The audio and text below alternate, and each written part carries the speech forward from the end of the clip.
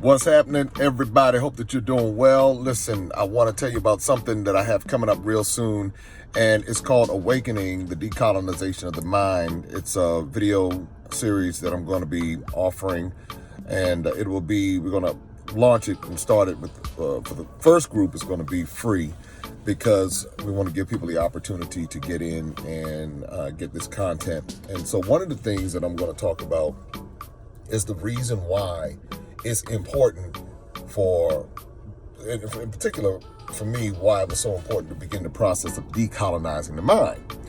Everything that has been around me in my life has had some element of colonization.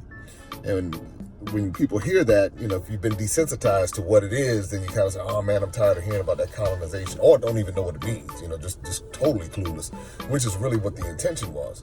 So what I'm seeing is many of the challenges that we have, whether it be systemic challenges, whether it be family challenges, whether it be financial challenges, health challenges, some element of it you can link back to the influence of colonization or the impact of colonization in our lives. And a lot of us are fumbling along, trying to figure out what's this and what's that. When you begin to understand the true influence of what colonization has done, then you can adjust the strategy. And that's what I did. Once I started learning and seeing and all of that, I said, oh, this is what colonization has done. I think I might need to, switch some things up. And that's one of the reasons why I've been so adamant and so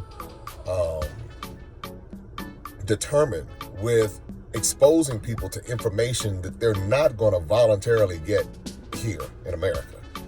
And in most countries, you won't voluntarily get this type of information because most countries have been colonized. I'm trying to think of one that has not been colonized, So, and when I say that, meaning, somebody will say, well, Ethiopia wasn't colonized. Yeah, it physically wasn't colonized, but there's some colonized elements in Ethiopia too, just like any other country. So, I get from the military standpoint and being possessed like some of the other countries, but there are other aspects of colonization. Colonization is not just military control.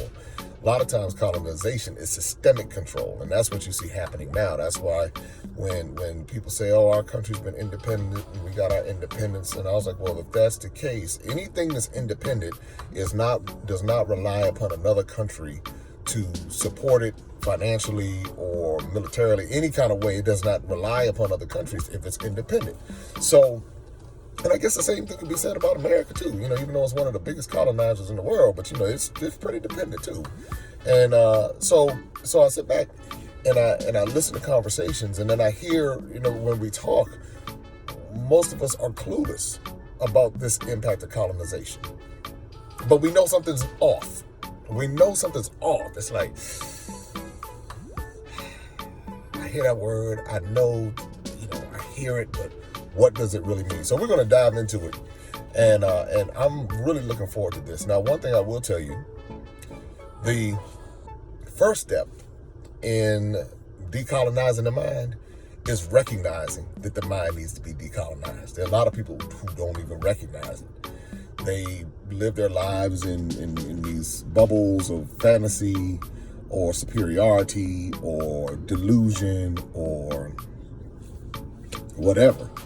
And so they don't even recognize it. The first thing I had to do was recognize that my mind, that something else had influenced the way that I thought about the world, the way I thought about myself, the way I thought about America, the way I thought about Africa, the way I thought about people, all these kind of things. I had to recognize that. I didn't understand what it was when it first happened. I just knew there's more to the story. And that's the thing. And once I started understanding the influence and the impact and all of those things that were happening along the way, I went back to first grade. And I went to the beginning of my existence that I could remember and say, wow, at every turn there was some system that was trying to indoctrinate me with some colonial element. That's why when I go to Colonial Williamsburg, I don't even look at it the same. Or when I go to historic Charleston, and that's where I was born, historic Charleston, I don't look at it the same. Now I look at the cobblestones a little bit differently. And I look at, the history. And so anyway, I don't want to start getting into it too deep. But check the link below and you can sign up because it simply says bit.ly decolonized mind. Get on the list. So when we start this, you can join in the discussion, and it's going to be a great conversation. You can join in the discussion. It's going to be on Zoom, and I look forward to meeting intelligent people who recognize what's going on, and to, have a community of people who are saying, I'm willing to decolonize my mind. I'm ready to now decolonize it, and not just decolonize it and just be mad and upset and all of that, but to decolonize it and then to be productive in this space, because when you remove something, you got to fill it back up.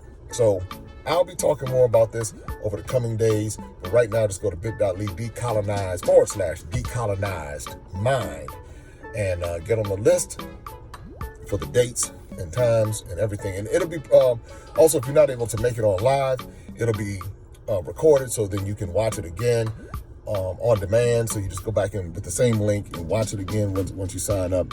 We'll get all that information out. So I look forward to meeting everybody and continuing this process of decolonization of the mind. Talk to you soon.